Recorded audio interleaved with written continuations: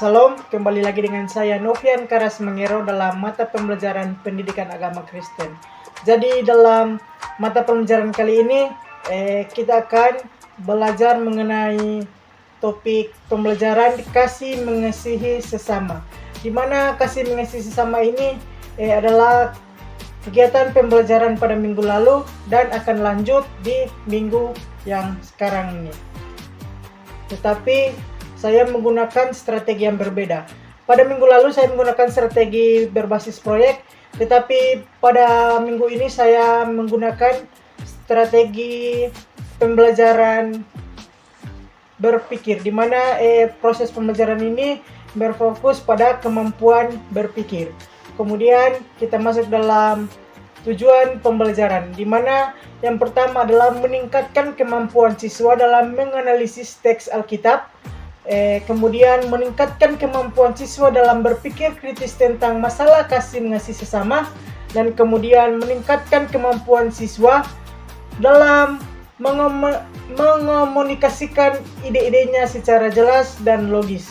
Kemudian kita masuk dalam media pembelajaran yang digunakan. Saya menggunakan media pembelajaran berupa Alkitab, kertas manila atau flipchart, kemudian spidol, kemudian ada lembar kerja. Kemudian saya menggunakan metode pembelajaran, ada dua, yaitu metode ceramah dan metode diskusi.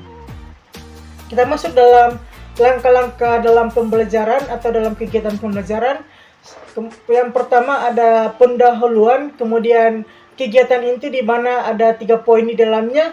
Yang pertama ada brainstorming, yang kedua ada analisis teks, yang ketiga ada diskusi kelas.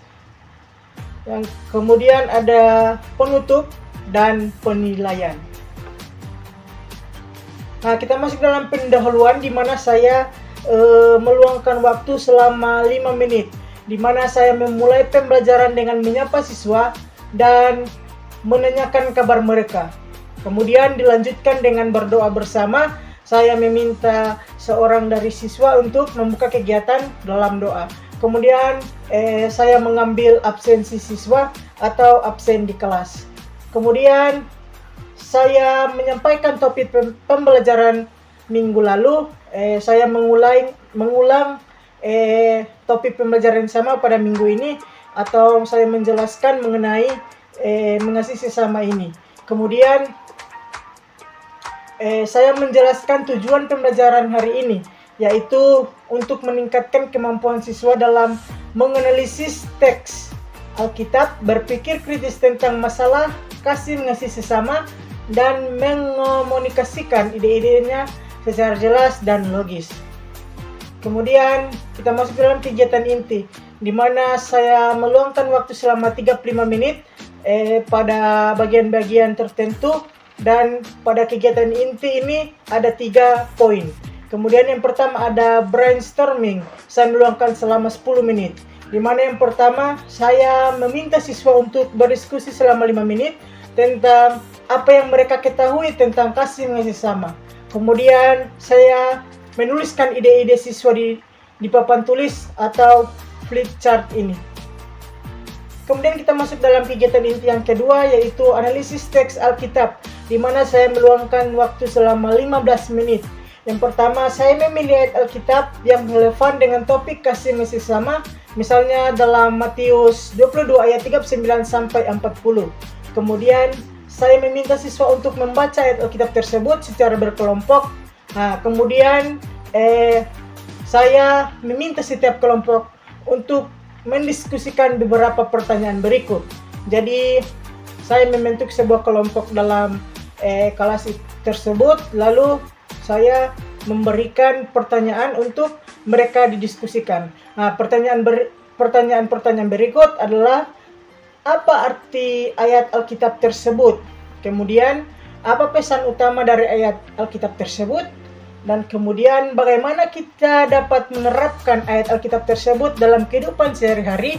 Dan kemudian setiap kelompok kemudian mempresentasikan hasil diskusinya di depan kelas. Kemudian kita masuk dalam kegiatan inti yang ketiga, yaitu diskusi kelas. Saya meluangkan waktu selama 10 menit. Yang pertama, saya memimpin diskusi kelas tentang masalah kasih mengasihi sesama. Yang kedua, saya dapat mengajukan beberapa pertanyaan berikut untuk memulai diskusi. Yaitu yang pertama ada, apa saja tantangan yang kita hadapi dalam mengasihi sesama? Yang kedua, bagaimana kita dapat mengatasi tantangan tersebut? Kemudian, apa peran kita sebagai orang Kristen dalam mewujudkan kasih mengasihi sesama?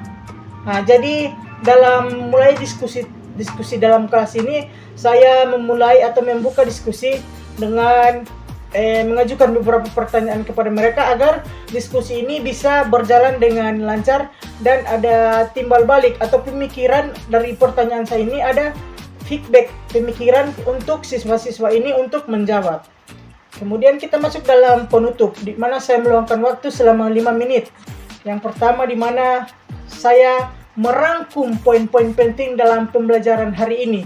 Kemudian saya memberikan refleksi kepada siswa tentang bagaimana mereka dapat menerapkan kasih mengasihi sesama dalam kehidupan sehari-hari. Dan terakhir, saya menutup pembelajaran dengan doa. Atau saya bisa juga meminta seorang siswa untuk menutup kegiatan pembelajaran dengan doa. Kemudian ada penilaian. Jadi saya dapat menilai kemampuan siswa melalui partisipasi mereka dalam diskusi dan presentasi kelompok dan refleksi. Nah, jadi begitulah kegiatan atau strategi pembelajaran pada minggu hari ini, atau dalam strategi pembelajaran dapat kemampuan berpikir atau dapat mengembangkan kemampuan berpikir siswa. Nah, terima kasih dan shalom.